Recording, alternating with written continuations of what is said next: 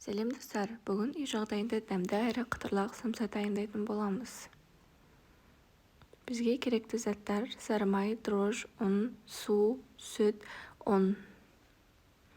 Ең алдымен жылы суымызға қамырымызды дайындап аламыз. Оған сары майымызды ерітіп, сүтімізді құямыз. Дрожжымызды қосып алып, жақсылап араластырамыз. Тұзымызды қосып, ұнымызды қосып, қамыр илеп аламыз. Дайын болған қамырымызды 10 минутқа қалдырамыз. Самсаның ішіне қосатын заттарды дайындайтын боламыз.